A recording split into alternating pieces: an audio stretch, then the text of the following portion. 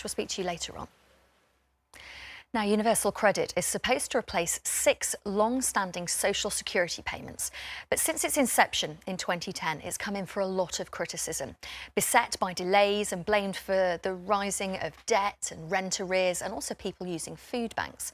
Well, now a group of influential MPs has said the new system is causing unacceptable hardship and difficulties for the very people it was supposed to help. And it's accused the government of turning a deaf ear. Well, the Department for Work and Pensions say they are already addressing some of the findings in the report. In a moment, we'll speak to some of those affected and a man who helped design the system. But first, 8 years on from it being announced, let's take a look at where we are with this huge welfare reform. Universal Credit is a new welfare system that replaces 6 benefits, including housing benefit, job seekers allowance and working tax credits, with a single monthly payment. The government announced a plan in 2010, saying it would be fully implemented by October 2017. But after repeated delays, it is now unlikely to be fully operational before 2023. By March of this year, the government had already spent £1.3 billion on the scheme. So far, fewer than 1 million people have been enrolled, but eventually around 8.5 million claimants will receive universal credit payments.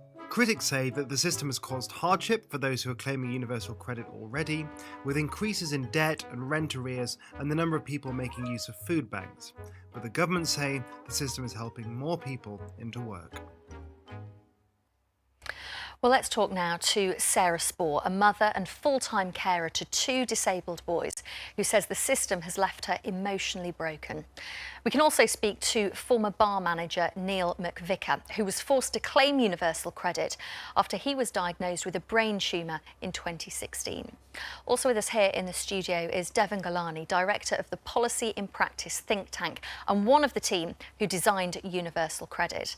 And then also with us is Conservative MP Heidi Allen, who is on the Work and Pensions Select Committee and has concerns about the system. Thank you all for joining us.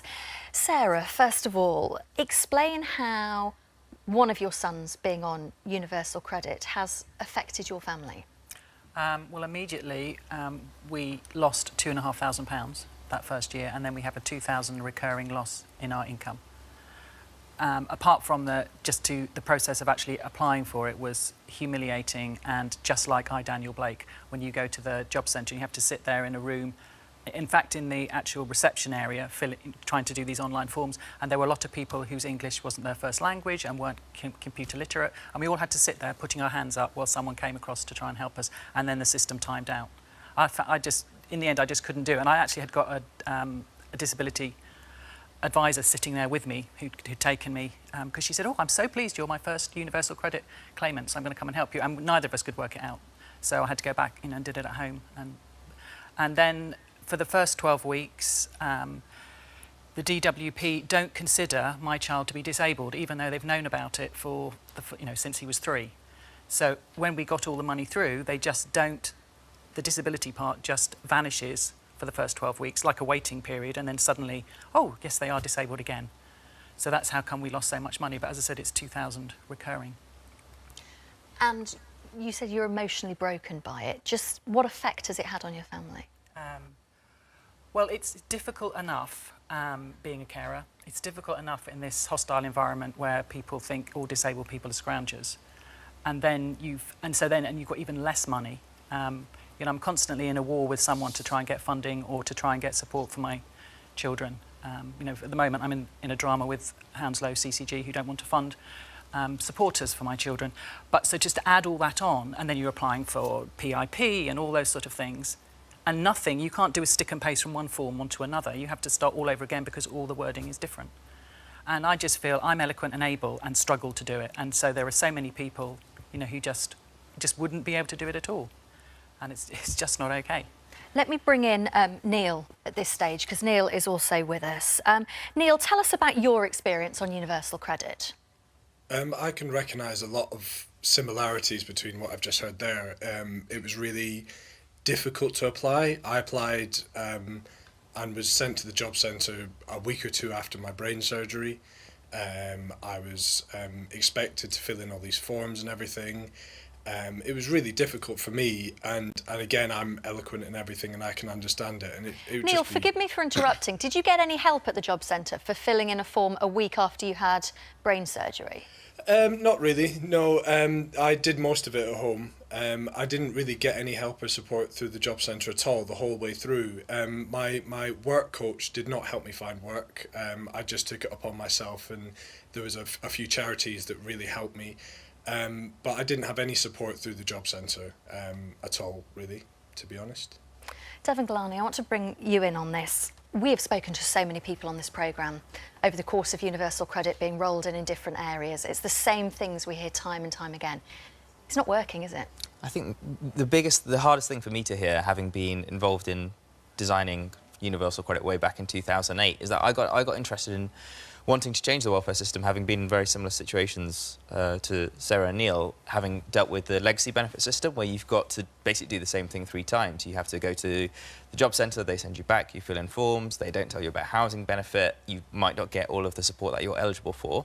And what the most difficult thing for me to hear is that actually probably your experience of universal credit is very similar to, or trying to go onto it has been very similar to exactly what it would have been under the legacy system, and the opportunities to try and redesign, redevelop, rethink the system to make it much more supportive for claimants haven't really been taken.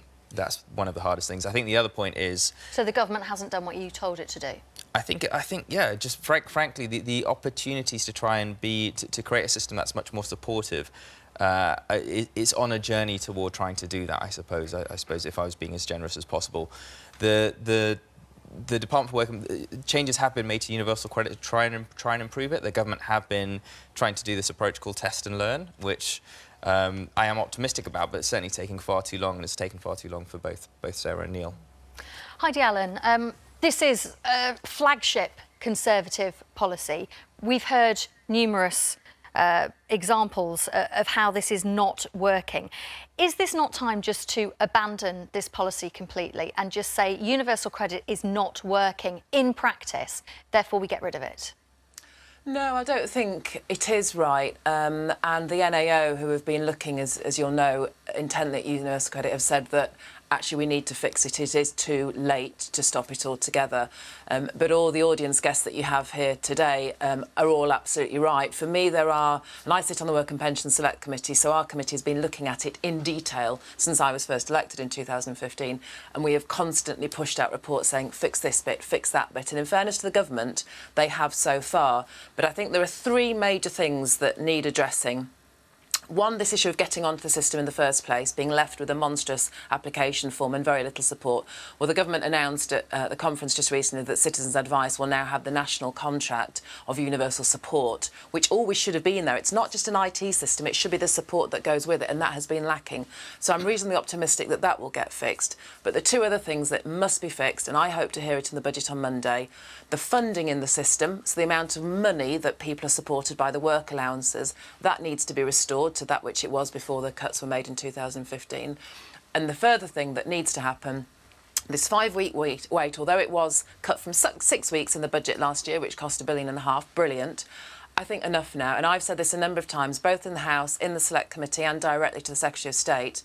I think, given that 60% of claimants now are asking for these advance payments, these loans, the risk of them going into debt as a consequence having to pay back that loan, let's just make that first advance payment, day 1, week 1, your first payment. We can adjust it at the end of the month when we know what your income's been, but I think we just have to get away from this fundamental design flaw of 5 weeks. There's a reason that 60% of people want an advance payment, and frankly, I've had enough of it now. We have just got to change the design. Heidi Allen, as you're speaking, Sarah is shaking her head to some of the things you're saying, so by all means, Sarah, speak to Heidi. Yeah, the CAB taking on the contract, that has terrified people in the community that, you know, I know carers and people, you know, on low incomes. They thought that the CAB was somewhere safe they could go. Citizens Advice Bureau. Sorry, Citizens Advice Bureau. Yeah, they could go to get information. I mean, I went a couple of weeks ago to the Citizens Advice Bureau to actually ask about universal credit because I'm thinking of going back to study as a reward for all my years' hard work as a carer. And I knew that there was an issue if I was on universal credit. So at the moment, I'm on tax credits. My older son's on universal credit. Now, if I'm on tax credits, I can go and study and I can get a student loan.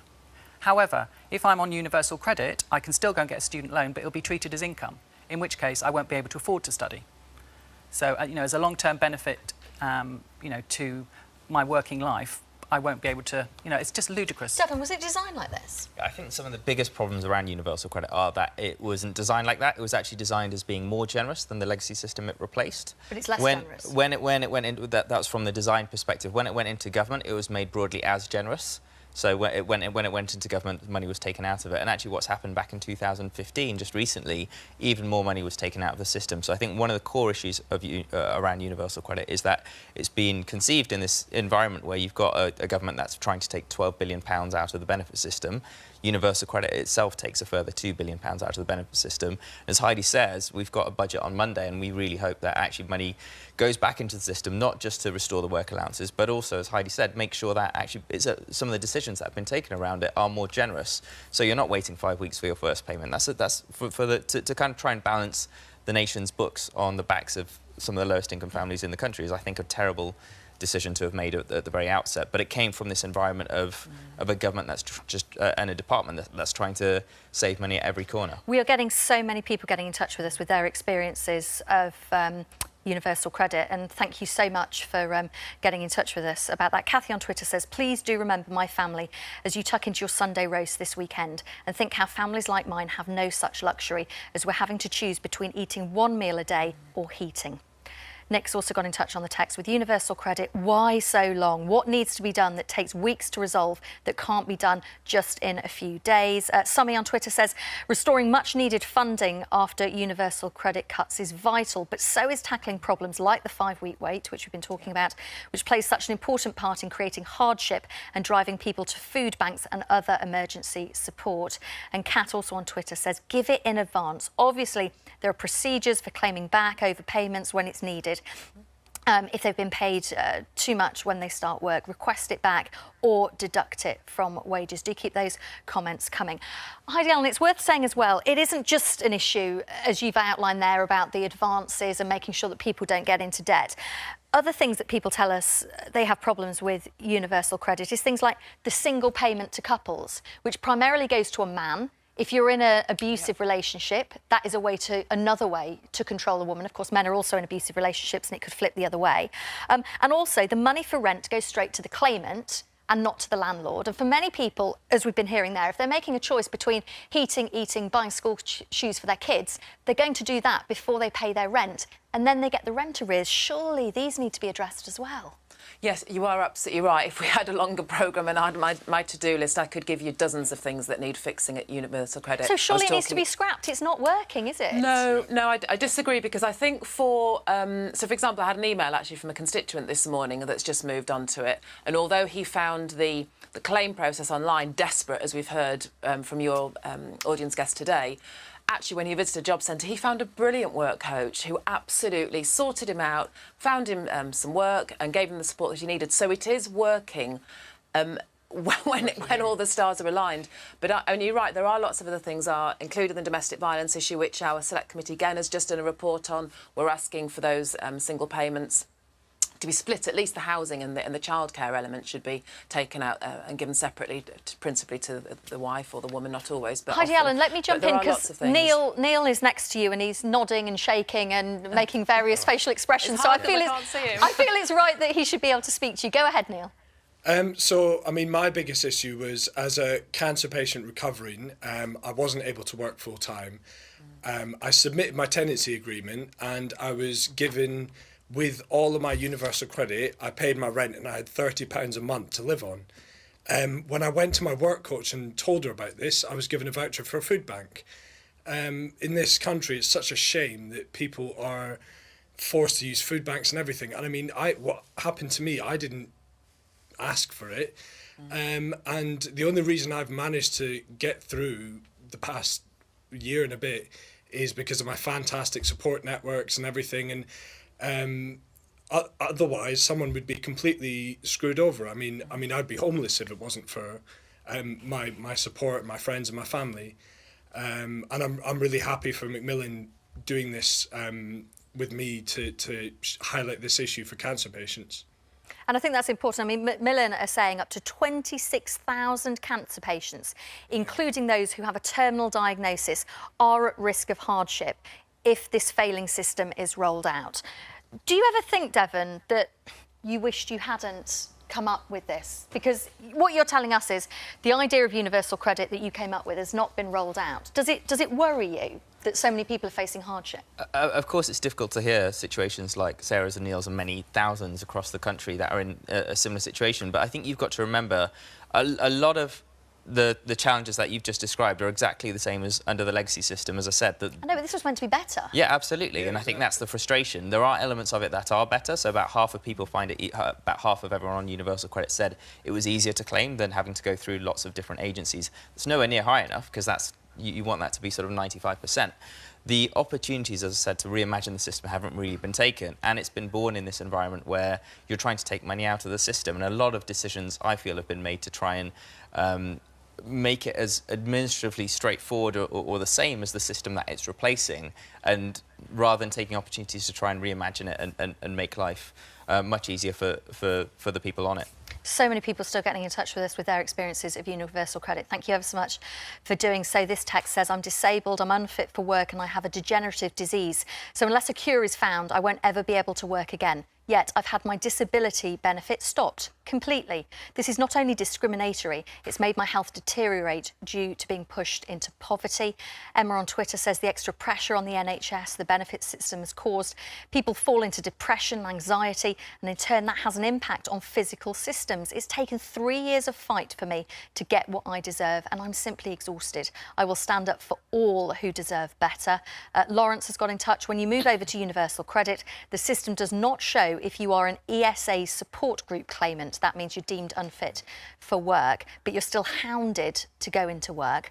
And Claire on Facebook says, universal credit is a joke. I was 12 weeks with nothing. Had to borrow money off friends. I owe money to everybody. When I told universal credit was given to me, I was told absolutely no problem.